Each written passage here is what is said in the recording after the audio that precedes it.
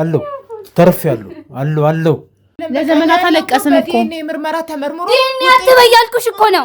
ለምንድን ነው የምትይው? ማን ስለሆነሽ ነው? ቆይ ለታችሁ ራሴ ጋር ስለሆንኩ ነው ይሄንን እውነት የነገርኩሽ። ምንም እውነት አይደለም። ለዘመናት ስናለቅስበት የነበረ እውነት ነው። ምንድነው እንደዚህ የሚያደርግ? ህይወታችንን ያሳጣን ማንነታችንን ያስቀየረን እውነት ነው። ሆሚያ አለሽ ወይ? አላህ ባይ ደና አለሽ ልጄ አቶ መላኩ የተለየ ያረጋችሁ ነገር አለ እንዴ እናንተ? አረ ምን የተደበቀ ነገር አለ? ያው ያደረገው እኮ የሰይጣን ስራ እኮ ነው ያደረገው። ልጅን ከልጅ መነጣጠል አስበልጦ አንድን መውደድ ልክ አይደለም። አረ ምንም መጥፎ አባት ነበረ ድሮ የሚያደላው ነገርን ማንወደውም በቃ ጥሩ አይደለም። ይኸው እንግዲህ እግዚአብሔር ደግሞ የስራውን እየሰጠው ነው እንዳየው አብዷል። አሁን ደግሞ ለይቶለታል። አፎሚያን የሚያክል ልጅ የለኝም። እነሱ ልጆች አይደሉም። ከየት እንደመጣ አላውቅም። ልጅ የለውም። አሁን ደግሞ ጭራሽ ብሶብ በጭጨህ ነው ለካ የመጣኸው። እሱ እንደነበረ አላገኘሁትም። አሁን ይኸው ወላልቆ ነው ያገኘሁት። ሰው የእጁን ነው የሚያገኘው እኮ። አሁን በህይወት አለው።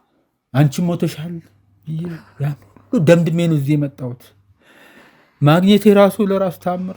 ባትሽ ከፍተኛ የሆነ የአደንዛዥ እጽ ተጠቃሚ ነበሩ። ከፍተኛ የሆነ አቶ መላኩ በቃ ራስዎትን አያስጨንቁ። ወይዘሮ ሌላ በዚህ ጉዳይ የሚሉት ሐሳብ አለ? እኛም ያንተ ልጅ መሆን አንፈልግም። ሲጀመር አባቴ እኔ በህይወት እያለው እንደዚህ አይሆንም። አባትሽ እኮ እንዳልነገረን ስናቀው ክብር ያለው ሞገስ ያለው አይደል? የሶስት ወር እርጉዝና እንዳስወረደች አውቃ ነው ብዙ ነገር። እንደውም ይውጣ ከተባለ ሁሉንም ነገር ወጥቶ እንደውም ህዝብ እንዲፈርደን ነው የምንፈልገው። እኛ ማናቂ መስልሻል? ግን እኛ እናውቃለን። አሁን ብትጠይቀው እሱ ለራሱ ምን ያውቃል? ተዋሻለሽ ወይ? እየገባኝ አይደለም። ተዋሻለሽ ወይ? እኛ አባታ ነገር የለም። ቆይ አቶ መላኩ እናንተ አባት ለቤት ፈላጊዎች በሙሉ 2 ቀን ቀረው። የመሃል ከተማ መዳረሻ በሆነችው ለቡ መብራት ኃይል በምናስገነባው ዘመናዊ የመኖሪያ መንደር ውስጥ ቀድሞ ለተመዘገቡ 20 ሰዎች እስከ 35% ቅናሽ ማድረጋችንን ስንገልጽ በታላቅ ደስታ ነው። ምን ይሄ ብቻ! በዚሁ መንደር ውስጥ ማራኪ የተፈጥሮ እይታን ከሲቲቪው ጋር እንዲሁም ያለምንም ሽፋን በቂ የተፈጥሮ ብርሃንን የሚያገኙበት ከባለ 1 እስከ ባለ 4 መኝታ ቤቶችን በ8% ቅድመ ክፍያ ብቻ ከሁለተኛ ፍሎር ጀምሮ እንደ ምርጫውም የሚያገኙበት እርስዎ 40% ብቻ በ3 ዓመት መክፈል ከቻሉ እኛ ደግሞ 60% የባንክ ብድር አዘጋጅተናል። እንዲሁም በልዩነት ለ20 ደንበኞች ባዘጋጀነው ታላቅ ቅናሽ እንዲስተናገዱ አሁኑኑ ይደውሉ።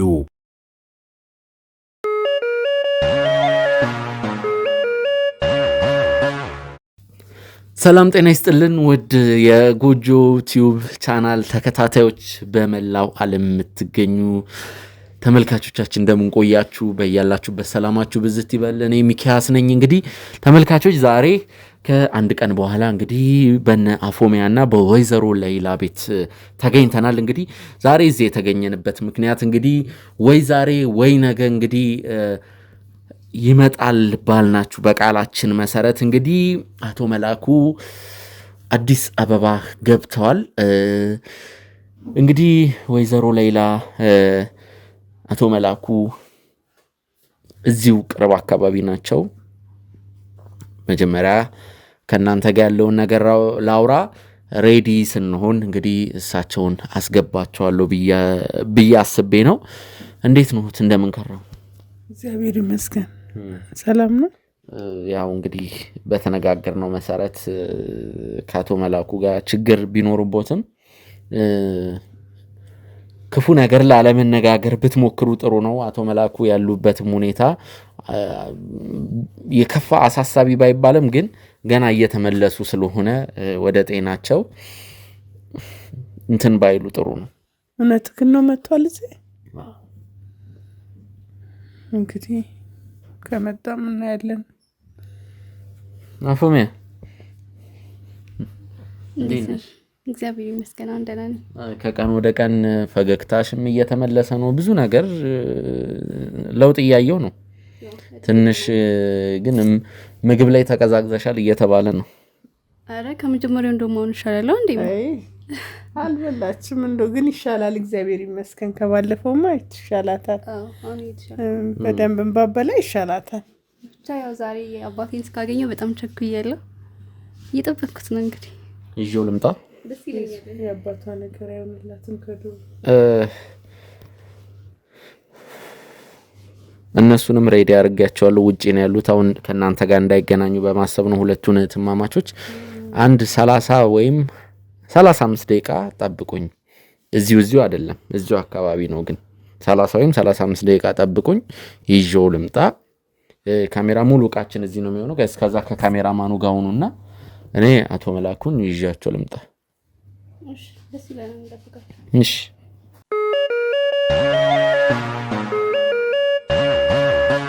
ባዬ አለሽ ልጄ? አለሽ ወይ? አላህ ባዬ ደህና ነህ? አለሽ አለሽ አለሽ ልጄ አለሽ? ባዬ ቆይ ምን ሆነክ ነው? አለው ሌላ ሳለሽ ሰላም ነው? አንቺም በህይወት አለሽ? ኧረ እኔ ምን አውቃለሁ? ምን አድርገውት ነው? ቢያንስ አይነሱም ወይዘሮ ሌላ እንደዚህ ነው እንዴ ሰላም የሚሉት? እንደዚህ ሆኖ ደግሞ ሳጭ አለሽ? አቤት የእሱ ነገር ሰላም ነው? ባዬ ምን ሆነክ ነው? ምንድነው እሱ? እጅግ ምን ሆኖ ነው? ይኸውልሽ እንዳትደናገጪ ያልኩሽ ቀድሜ ነገርኩሽ ይሄንን ነው። አለሽ አለው ተርፌያለሁ አለው ከሀገር ከኔ ጋር ከሄድሽ በኋላ የሆንኩት ነው። አለው ከወጣሽ በኋላ እንደዚህ ሆኜ ነው አለው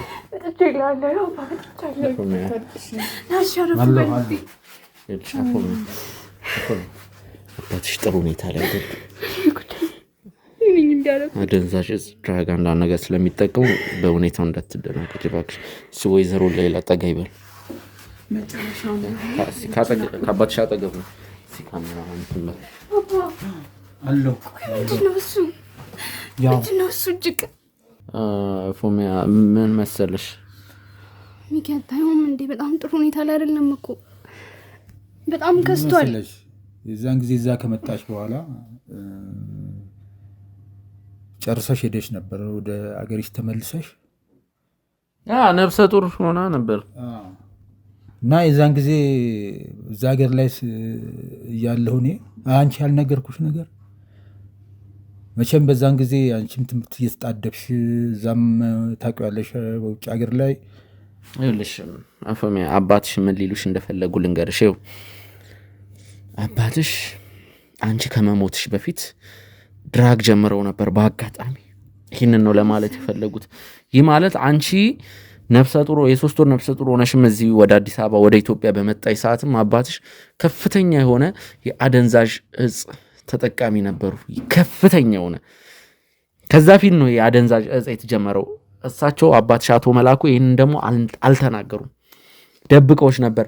ልክ አንቺ ደግሞ ሞትሽ የተባለ ሰዓት እሳቸው አደንዛዥ እጹ ወደማይሆን ደረጃ ወደ እብደት እየወሰዳቸው ነበር። ይቅርታ ምናልባት አባትሽ ስለሆነ ይህንን ነገር ለአንቺ ስናገር።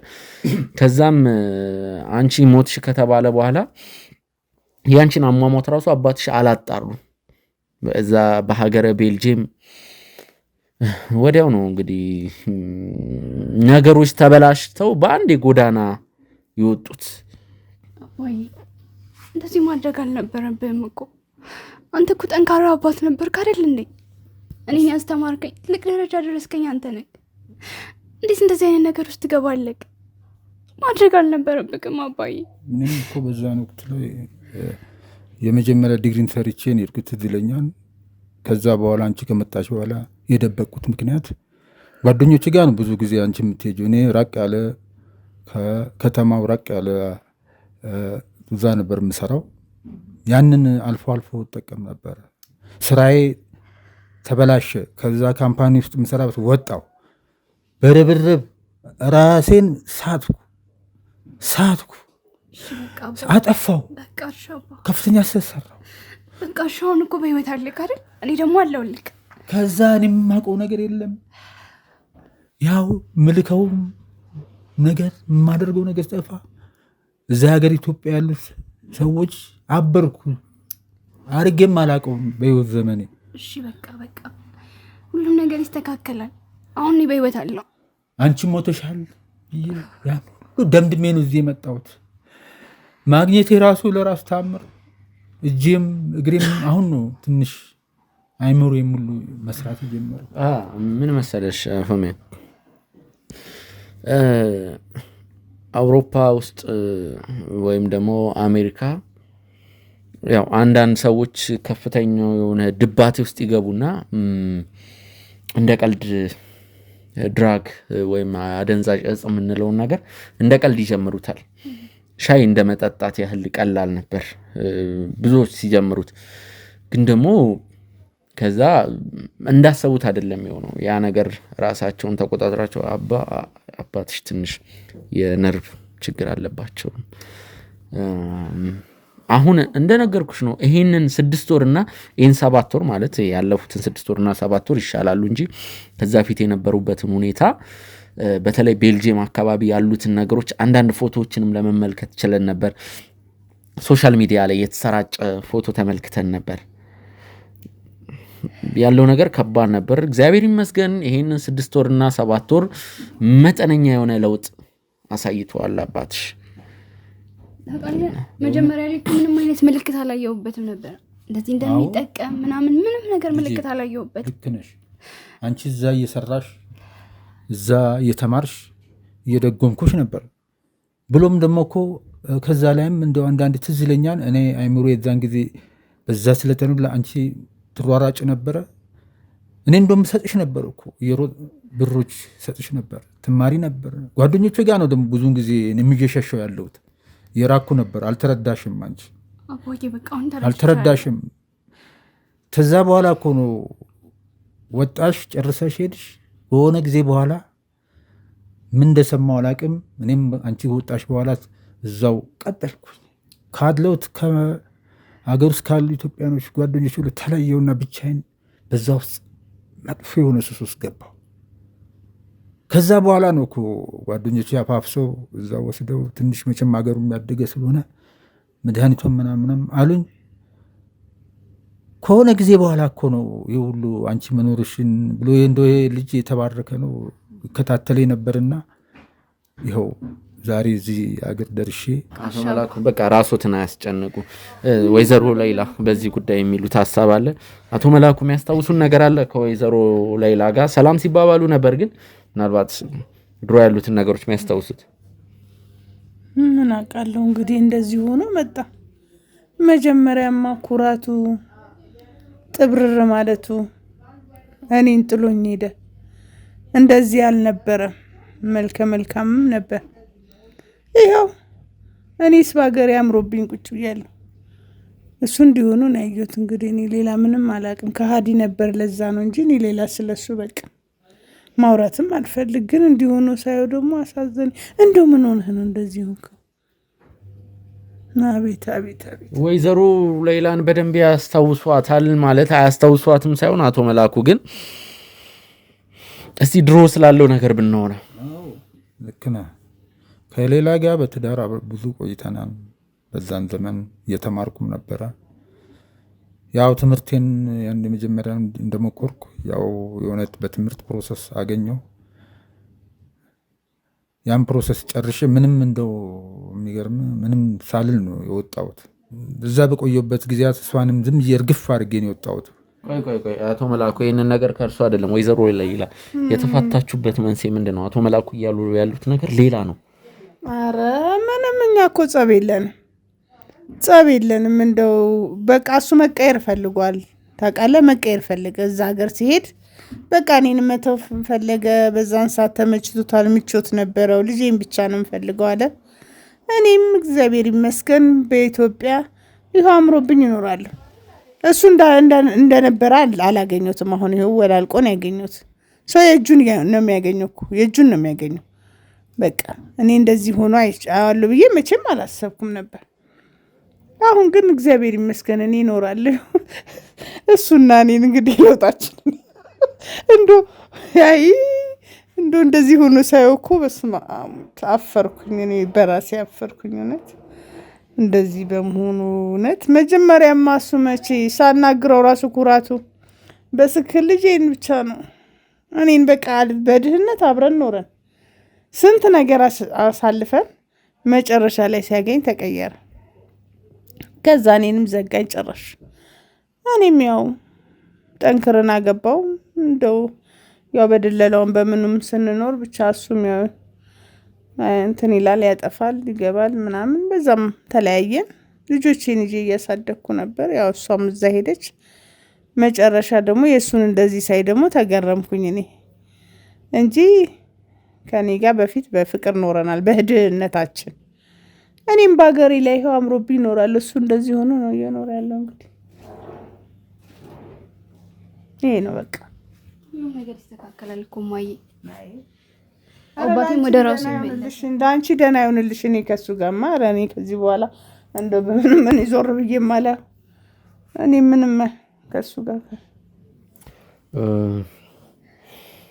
እነ ንጹህ ብርሃንን ላስገባቸው።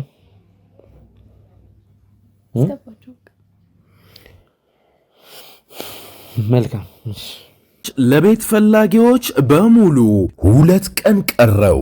የመሃል ከተማ መዳረሻ በሆነችው ለቡ መብራት ኃይል በምናስገነባው ዘመናዊ የመኖሪያ መንደር ውስጥ ቀድሞ ለተመዘገቡ 20 ሰዎች እስከ 35% ቅናሽ ማድረጋችንን ስንገልጽ በታላቅ ደስታ ነው። ምን ይሄ ብቻ!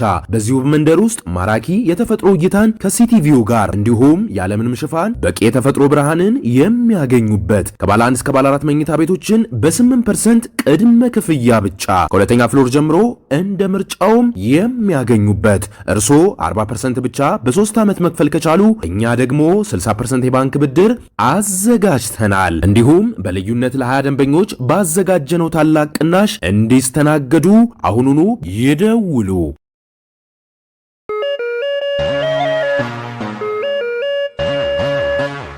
እሺ መልካም። ንጹህ ብርሃንና ኤፍራታ እንግዲህ ቃል በገባሁት መሰረት ከአቶ መላኩ ጋር አጋፍጫቸዋለሁ። ምንድን ነው የምትሉት? ምን እንላለን እኛ? ከብድ ጋር እናወራ እንደ ነገር ማለት ምንም የሚለወጥ ነገር የለም። እብድ ነው አታየውም እንዴ? ድሮም እብድ ነበር፣ አሁን ደግሞ ብሶበት ነው የመጣው። መቼስ ብዙ ነገር ስትሉ ነበር። አቶ መላኩ በድሎናል፣ እንዲህ እብድ ነው የማትሉት ነገር የለም። ብቻ አቶ መላኩ መቼስ ትተዋወቃላችሁ አይደለ? አዎ በደንብ። አዎ አፎሚያን የሚያክል ልጅ የለኝም። እነሱ ልጆች አይደሉም። ከየት እንደመጣ አላውቅም። ልጅ የለውም። አሁን ደግሞ ጭራሽ ብሶብ በጭጨህ ነው ለካ የመጣኸው። እንኳን እኮ በደንብ እንትን እያልክ አይደለም እኮ ደንዝዘሃል።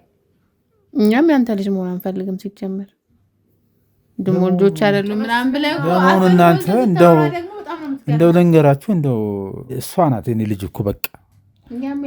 አይ በእርግጥ የሚያገናኛችሁ ነገር የለም፣ ግን እኔ እንደው ትውቃችሁን ማለት ንጹህ ብርሃን የሚያገናኛችሁ ነገር አለ። ሜቢ በመሀል ብሬክ በመጣ ሰዓት ኧረ ምንም መጥፎ አባት ነበረ ድሮ።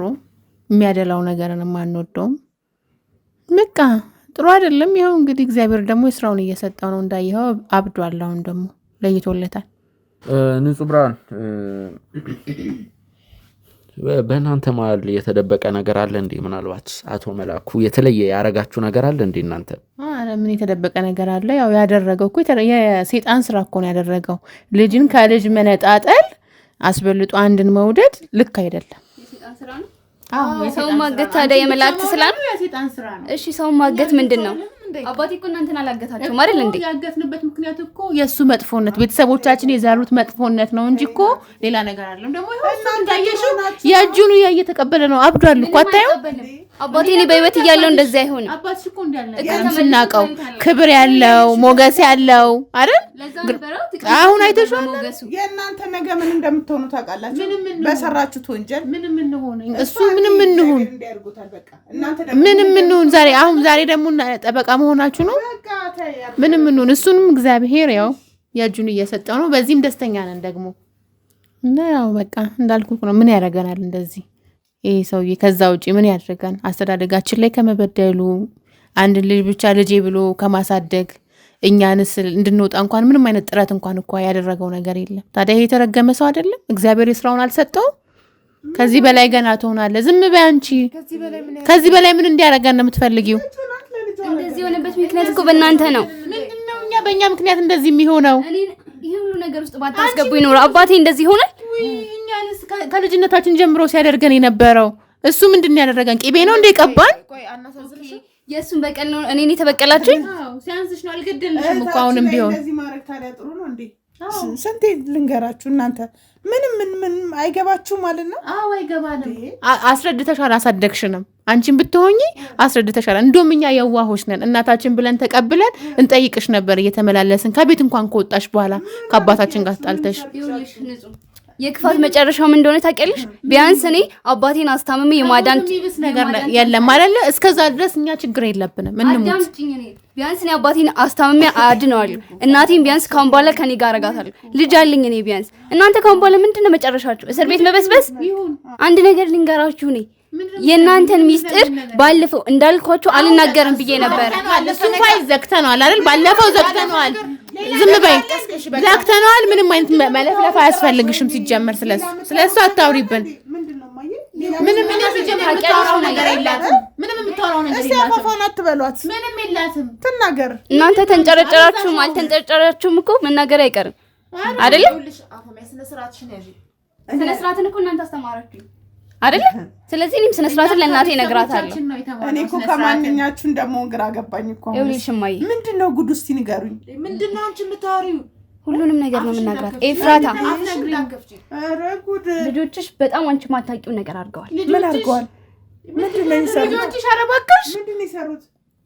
ነው ምንም ያደረግነው ነገር። ኤፍራታ እርጉዝ እንደነበረች ታውቂ ነበር? የ3 ወር እርጉዙን እንዳስወረደች ታውቂ ነበር? ቁጭ በይ እንዴ! ቁጭ በይ። ለምን ትቀሰቅሻለሽ? ባለፈው ጨረስነው ወሬ። ጭራሽ ሁሉን ነገር ትተሽ ደግሞ ጭራሽም ድቃላ ይዘሽ አርግዘሽ ነበር። ጭራሽ አስወረድሽ። ይሄ ነው ከእናንተ ንገሪያት፣ ለእናቴ ሁሉንም ነገር ንገሪያት። ከእናንተ የሚጠበቅ ይሄንን ሁሉ ጉድሽን ሸፍናልሽ መልሰሽ ልጄን እንዲያረግሻት። አንቺ ምንም ጉድ የለብሽም እና ነው ይሄ ሁሉ ጉድ የምትይው። እሷን እንዳትናገሪያት፣ እሷን እንዳትናገሪያት። የምን ጉድ? እሷን እንዳትናገሪያት። አንድ ሰው ኤፍራታ እንዲናገራት አልፈልግም። አንድ ሰው እንዲናገራት የምን ጉድ ነው አልፈልግም። ያልሽው? ታውቃለች፣ ጉዷን ታውቃለች። ጉዷን ታውቃለች። ዝም በይ አንቺ። በቃ ዝም በይ። እኔ እናት ስንት ነገር እኛን የምትበድይን እማናቅ እንዳይመስልሽ። እናውቃለን፣ በደንብ እናውቃለን። እንዴት አድርገሽ እንዳሳደግሽ እናውቃለን። ስንት ነገር ይዘን ስንት ነገር ስለቻለልሽ ነው። አንቺ አሳይሻለሁ። አሳያችሁኝ እኮ ምንድነው? ቆይ ምንድነው? ንጹህ ብርሃን ምንድነው እያወራሽ ያለሽ? ሸክመን ይኖር ነው። ስንት ነገር አለብን እኛ። ዝም ብለን ይሄንን ነገር አላሰብንም። እኛ በጣም የተጎዳን ሰዎች ነን። በተለይ ኤፍራታ እና እኔ ማለት ነው። ስንት ጉድ ይዘን ነው እንደዚህ ማቆጣ ይገኛል። ቆይ ወይዘሮ ሌላ ዝም ይበሉ። አንዴ እንደማመጥ። ስንት ጉድ አለብን። እኔ እና እሷ ተበድለን እንዳደግ ነው። ማንም አልተበደለም፣ በእውነት አልተበደለም። አንዴ ቆይ ዝም በሉ። እናታችን ትሻለናለች ብለን ነበረ። ወይዘሮ ሌላ አንዴ እንደማመጥ ነገር ብለን ነበር። ግን እናንተ አታፍሩም። እንደዚህም በድላችሁ አሳድጋችሁንም አሁንም ደግሞ መከራውንም ሁሉንም እኛን እንደ መጥፎ የምታሳስቢኝ ነገር ማየራስሽ እያወቅሽ ብዙ ነገር ታውቂያለሽ። አውቃ ነው ብዙ ነገር። እንደውም ይውጣ ከተባለ ሁሉንም ነገር ወጥቶ እንደውም ህዝብ እንዲፈርደን ነው የምንፈልገው። እኛ ማናቅ ይመስልሻል? ግን እኛ እናውቃለን። ወይዘሮ ሌላ እናውቃለን። ለምን ከአባታችን ጋር ተለይተሽ ራሱ ሌላ ቤት እንደሄድሽ እንደተከራየችልሽ በቅርቡ ሁሉ እናውቃለን። የማትናገሩ የምታውቁት ነገር ካለ ዝም በያቸው። እነሱ ምን ይናገራሉ? አፋቸውን ይዛቸው እስቲ ያወሩ። እስቲ ታያቸው። ዝም በይ እማዬ፣ ዝም በይ፣ ዝም በይ። ስንት ጉድ አለብን። እኔ እና ኤፍራታ የተሸከምነው ስንት ጉድ አለ። አረ እንደ ጉድ ነው እናንተ። ስንት ጉድ አለ። እዚህ ቤት መውጣቱ ካልቀረ ሚስጥሩ እያንዳንዱን ነገር እንናገራለን። እኛ ክፉ ሆነን እንደዚህ አንቀራትም። ህዝብ ይፈርደናል። አደባባይ ላይ ነው ገና። ምንድነው ሚስጥሩ? ሚስጥር ሲሉ አፍሩ በደንብ ታውቃለች። ይኸውልህ ሚኪ ስማኝ፣ እሷን እኛ ገና ድሮ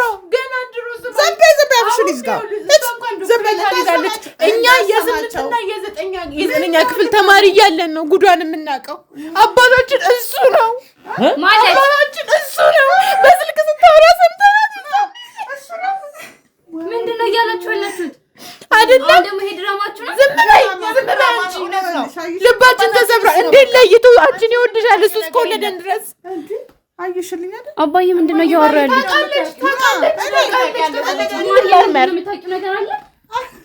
እኔ እንግዲህ የአንቺ አባት እሱ እንደሆነ ነው የማውቀው። አባታችን ነው ብላ ግን ያልወለደንን ሰው ስታሳድገን ነበር። የእናንተ አባትማ ያደላላ ነው በቃ። እሱም ሰካራም ነው በሚል ሰበብ የጥላቸው ራሱ መነሻ እሱ አባታችን መሆኑ እንጂ ሰካራም መሆኑ አይደለም። አሁንም ሰካራም ነው እሱ። አቶ መላኩ ምንድን ነው የሚሉት? አባታችን እሱ አባታችን። አቶ መላኩ አያወሩም? አቶ መላኩ በድብቅ ያወራሉ በስልክ። ደንዝዞ እንዲያየው አረባክ አልደነዘዝም። አትዋሺ። ህዝብ ነው የሚፈርደን፣ እኛ ብቻ አይደለንም። ክፉ ከተጠየቀ ሁላችንም እንጠየቃለን። አሁን ስታዋራው በራሱ ማለት ነው እንኳን ልጆቹን ሊያቀጁ ራሱ እንዲህ እያለ ምን ልጁ ይሄው እሱ ለይታችሁ ነጥላችሁ ስላገለላችሁ ነው እንደዚህ ሆን ነው። ይሄንን ነገር ተሸክመን በኖርንም አይ ይሄን ትዋሻለሽ። ምንድነው እያወራሻለሽ? ነገር የለም እልሽ አሁን ብትጠይቀው እሱ ለራሱ ምን ያውቃል? ትዋሻለሽ ወይ? እየገባኝ አይደለም። ትዋሻለሽ ወይ? እኛ አባታ ነገር የለም። እሱ አባታችን ነው። ቆይ አቶ መላኩ እናንተ አባት ይኸውልህ ስናወራ በድብቅ ልጆችህን ስማኝ፣ ልጆችህን ለምንድን ነው እንደዚህ እንትን የማታሳድገው ብላ ስታናግረው ሰምቻለሁ። በስልክ ታወራላችሁ መኝታ ቤት ቆልፈሽ አባቴ ከመምጣቱ በፊት ስታወሩ ምንም ለምን ልጆችን በፍጹም የጥላቸው መንስኤ ሰካራምነቱ ብቻ አይደለም። ወይዘሮ ሌላ አንዴ ንጹህ እንዳዳምጥሽ ትፈልጊያለሽ?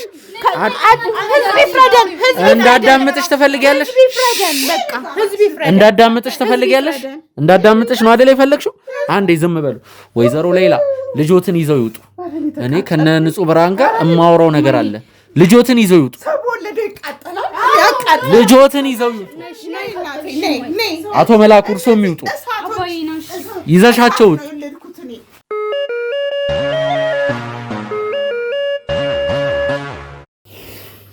ንጹህ ብርሃንና ኤፍራታ እዚህ ቤት ውስጥ በየቀኑ እየተፈጠረ ያለው ድራማ ምን ጉድ ነው?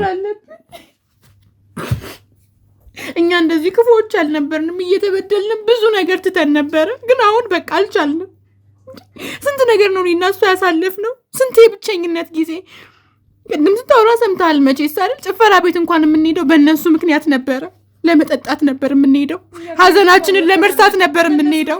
እኛ ጨዋ ነበር ቀረን።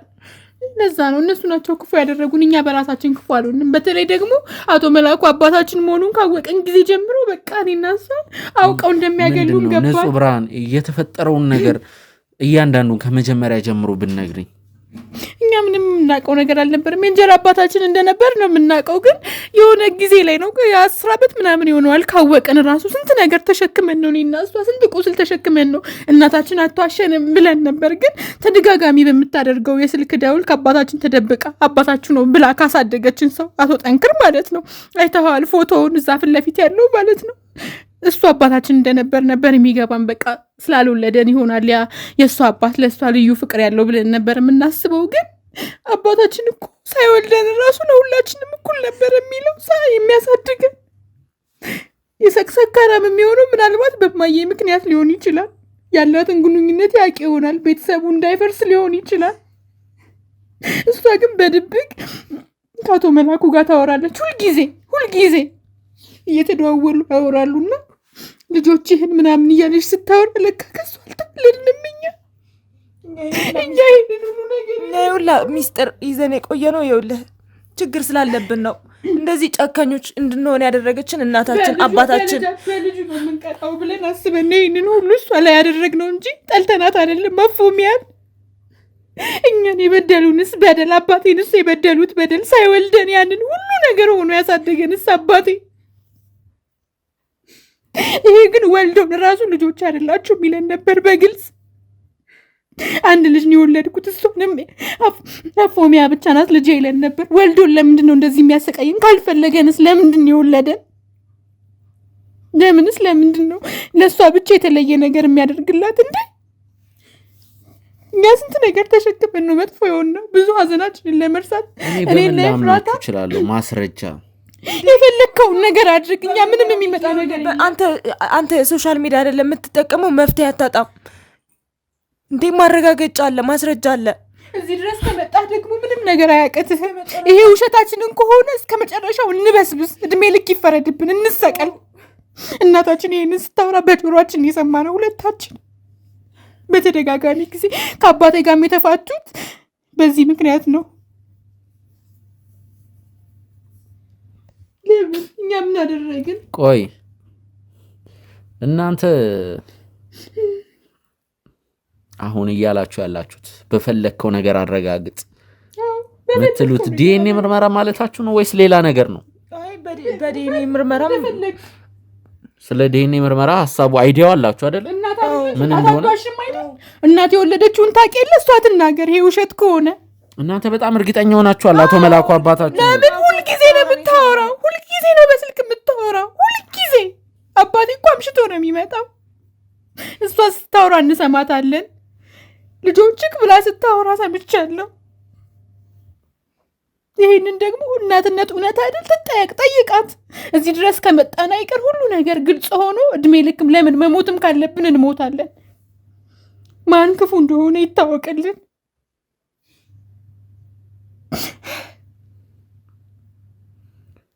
እሺ አንዴ አፎሚያን ላስገባት።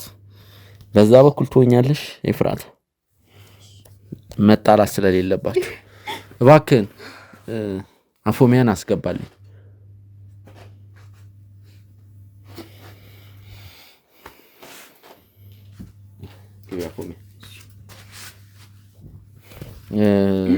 አፎሚያ እነሱ እንደተናገሩት ከሆነ አቶ መላኩ አባታችን ነው። ይህንንም ደግሞ ማረጋገጥ ከፈለክ እስከ ዲኤንኤ ምርመራ ድረስ መሄድ እንችላለን ነው እያሉ ያሉት። ቆይ ሚኪ እንዴት ታምናቸዋለህ? አይደለም እኔ ያልኩት አይደለም ልሽ እነሱ ዲኤንኤ ምርመራ ድረስ መሄድ እንችላለን። ይሄን ነገር ደብቀ ነው ነበር። አንዴ ግን ከወጣ በፈለከው ነገር እንሂድ፣ አባታችን ነው በጣም እርግጠኛ ሆኗል። ቆይ ምንድነው ከዚህ በላይ የምፈልጉት? ዲኤንኤ ምርመራም እኛ ምንም አንፈልግም። ይሄ ቤተሰብ የበደለን ምንም ካሳ አይከፍለንም። እኔ እና እሱ የተበደልነውን በደል አንቺ ተሞላቀሽ ስላልገባ ነው የሚያስጠላው አስተሳሰባችሁ። ደግሞ በዚህ እንዴት ትመጡብናላችሁ? ቆይ አባቴ ምን አረጋችሁ? ተውት በቃ እሺ ተውት። አላሳደጋችሁም አይደለ? አይደለም እኛን ያደረገን አላሳደጋችሁም አይደለ? እኔም ብቻ ተንከባከበኝ። በቃ እኔ ልጁ ስለሆንኩኝ ነው። ሰበረን። ከኛ በላይ ማንም ስብራት አልገጠመውም። አንቺ ትንሽ ጊዜ ምናልባት ታፈንኩ እዛ ተሰቃየው ከልጄ ጋር ብለሽ ይሆናል። እኛ ግን እድሜ ልካችንን ሁለታችን ብቻ አይደለም ያልወለደንን ያንን አባት እንዲያሳድገን ፈርዳችሁበታል። እባካችሁ ይህን ድራማችሁን አቁሙ በቃ። አሁን እናቴም እንደማትዋሽ አውቃለሁ። አባቴም ደግሞ ከእናንተ ጋር ምንም ንክኪ የለውም። ይሄንንም አውቃለሁ። ሄደሽ እናትሽን ጠይቂያት። ትካድ እስቲ። ይኸው መልሳልኛለች እኮ መልሱን። ምንም የምታውቀው ነገር የለም እናትሽ ትካድ እኮ። ክዳለች እያልኩሽ ነው። ምንም የምታውቀው ነገር የለም። ችግር የለም፣ ምርመራ ይለየናል። እውነቱን እያወቅን ለምን እንደክማለን? የእናንተ አባት ማን እንደሆነ እኮ እናውቃለን አይደል? አባቴ አሁን ላይ ምንም ሀብት የለውም። ድንገት ሀብቱን ፈልጋችሁ ከሆነ ንገሩኝ። እኛ ሀብት አይደለም፣ እኛ የሰው ፍቅርና የቤተሰብ ፍቅር ነበር የጠማን። እናንተ ደግሞ ያንን አሳይታችሁ አላሳደጋችሁንም። ለዚህ የቤተሰብ ፍቅር የሚባል ነገር አታውቁም፣ አትፈልጉምም። አንድ ነገር ልንገራችሁ፣ እናንተ የራሳችሁ አባት አላችሁ። አንቺ ዶክተር አይደለሽ? ስለዚህ የሚያስመረምረን ነገር ፈልጊያ። ከዚህ በፊት ረድተሽናል ነበር? አይ ረድታናል ነበር ከዚህ በፊት። ታምጫ የምታውቂያቸው ሰዎች ያሉ ቶሎ ዲኤንኤያችን አስመርምረሽ አምጪልን ውጤቱ። እኛ ውሸታችንን ከሆነ ህዝብ ይሄ በጣም ቀላል የሆነ ነገር ነው፣ ማድረግ እችላለሁ። ግን ለምን እንደክማለን? ስለዚህ አድርጊው፣ በቃ አድርጊው። ላለመከሰስ ነው። አባትሽም ቢሆን እስቲ ይካድ ይሄንን ነገር። አባቴ ምንም ያውቀው ነገር የለም። አባቴ ስለእናንተ ምንም አያውቅም። ግን እመኑ በቃ። መከሰስ አትፈልጉም አይደለ? ወልዶናል፣ ግን ስለኛ ምንም አያውቅም። ሄደሽ ጠይቂ እናትሽንም አባትሽንም። ለኛ እንኳን እናትና አባት ለማለት ይከብዳል። ጠይቂያቸዋለሁ እያልኩሽ ነው። ግን ምንም መልፋት አይጠበቅብንም። እውነቱን እናውቀዋለን። ስለዚህ እባክሽን ወደ ራስሽ ተመለሺ። አባቴን እብድ እያልሽው ነበር አይደለ? ግን እያበደች ያለች እሷ ናት። አሁን ኤፍራታ እህትሽን ተወጃታለሽ አይደል? እባክሽን ሕክምናም ቢሆን እንውሰዳት በቃ። ከራስሽ ጋር አይደለሽም እኮ እንጂ ከራሴ ጋር ስለሆንኩ ነው ይሄንን እውነት የነገርኩሽ። ምንም እውነት አይደለም። ለዘመናት ስናለቅስበት የነበረ እውነት ነው። ምንድነው እንደዚህ የሚያደርግ? ህይወታችንን ያሳጣን፣ ማንነታችንን ያስቀየረን እውነት ነው። የምፈራው ነገር አይደለም። በቃ ምንም የምንፈራው ነገር አይደለም። እኔ ሁሌም ቢሆን ሳድግ ታውቃላችሁ፣ በአባት እንኳን ስለተለያችሁኝ በጣም ይከፋኝ ነበር አይደል? ማወቅ ነው የምንፈልገው። በቃ እኛ ሌላ ታሪክ አታውሪ። ስለዚህ አሁን ክርክርሽን ታዩና ወደ መፍትሄው እንሂድ። ሄደሽ አባትሽንም እናትሽንም ጠይቂ። ይወዱሽ የለ ይነግሩሻል። አይነግሯትም፣ በጭራሽ አይነግሩሽም። ስለዚህ መፍትሄው ምንድነው? ዲኤንኤ ምርመራ ነው በቃ የመጨረሻ መፍትሄ። እባካችሁ አሁን ላይ ብዙ ነገር ህይወቴ ውስጥ አድርጋችሁብኛል። የእናንተ አስተሳሰብ ከኔ አይምሮ በላይ ሆኖብኛል። ስለዚህ በቃ ተውት ሁሉንም ነገር። ምኑን ነው የምንተወው? እኛ ለዘመናት አለቀስንበትን። ምንም ውሸት አይደለም። ለዘመናት አለቀስን እኮ። ዲኤንኤ ምርመራ ተመርምሮ ዲኤንኤ አትበይ ያልኩሽ እኮ ነው። ለምንድን ነው የምትይው? ማን ስለሆነሽ ነው? ቆይ ሁለታችሁ ከዚህ በላይ ለምንድን ነው የምታሰቃዩን? ተውን በቃ ተውን። በቃ እባክሽን ተረጋጊ። እባክሽን ጎረቤት እንዳይሰማ። ቀየንም ወይ ስለምን ዲኤንኤ ነው እያወራችሁ ያላችሁት? ተረጋጊ። በፍጹም የኔ አባት የእናንተ አባት ሊሆን አይችልም። አይደለም የኔ አባት በፍጹም ከእናንተ ጋር ምንም አያገናኘውም። ሄደሽ እናትሽን ጠይቂ። እናቴ ነግራኛለች እያልኳችሁ ነው። በጣም ነው የምታስጠሉት። ሕክምና ይዳኛናል ቆይ ማለት እንደ ነው። አብድላችሁ ነው እንደምፈልጉት ልበድላችሁ? እሺ እኛም ለዘመናት አብደናል። እባክህን እኔ ከዚህ በላይ ምንም መሸከም አልችልም። ለዘመናት አብደናል። ይሄን ነው ተቀበይ።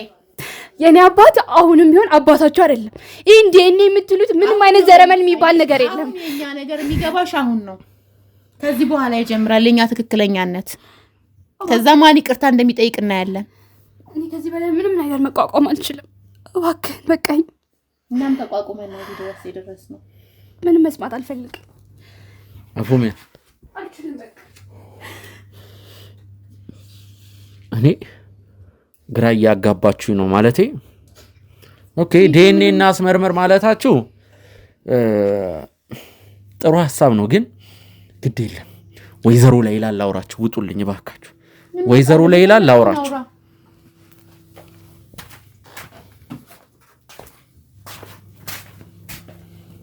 እስቲ ወይዘሮ ሌይላን አስገባልኝ እባክን።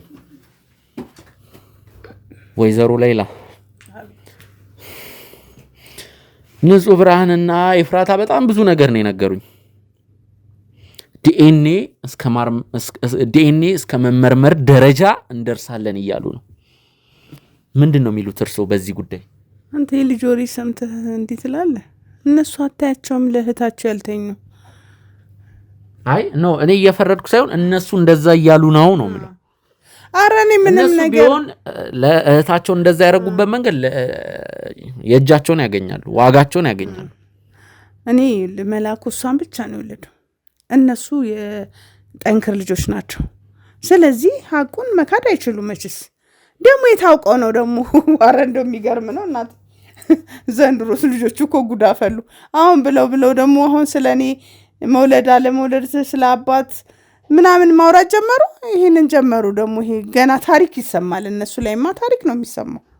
ይሄ በእኔ የደረሰ በማንም። ስለዚህ ዲኤንኤ ብናስመረምርስ ይቻላል። ግን እኔ እንደዚህ አይነት ጣጣ ውስጥ እንደው እስኪ ምን ኧረ የሚገርም ነው። እኔ ያው ሰውየው እኮ ፍዝዝ ባይል እኮ ራሱ ያወራ ነበር። ግን አሁን የሚያወራውን የማያወራውን አያውቅም። ይቀበጣጠራል ራሱ። እንደምታይ ነው እጁንም ምኑንም ፊቱንም እንደምታይ ነው እንግዲህ። ስለዚህ እንጂ እሱ ራሱ ይጠይቃል። እንዲያረኩ ይላል እኮ የሆነ ነገር ራሱ ቢሆን የራሴ ነው ይላል። እነሱ ምን ቤት ናቸው አሁን ስለ እኔ እንደው እስቲ እሷ የእሱ ልጆች ነን ምናምን። አሁን እነሱ የሚያውቁት ነገር አለ እንደው ይሄንን። ይሄ እኮ ጉድ ነው ነው። ቆይ እርስዎ ዲኤንኤ ምርመራ በሚለው ሀሳብ ይስማማሉ? ምን እሱ እኔ አላውቅም። ይመርመር እንዴ? ስለዚህ እርግጠኛ ኖት? ዋይ ጉድ! እኔ እርግጠኛ ነኝ እያልኩ እንዴ? አሁን እኮ እሱ ገና ቁጭ ብሎ እየሰማው ነው። የለም እኮ እሱ ፍዝዝ ብሏል እኮ ምኑንም አያውቅም። እንደዛ ብለው እሱ ላይ ጥምጥም ለማድረግ ፈልገው ነው ይሄንን። ያኛው እንግዲህ ብርም የለውም አይደለ፣ ሰካራምም አይደል፣ ለዛ ብለው እሱ ላይ ጥምጥም አደረጉበት።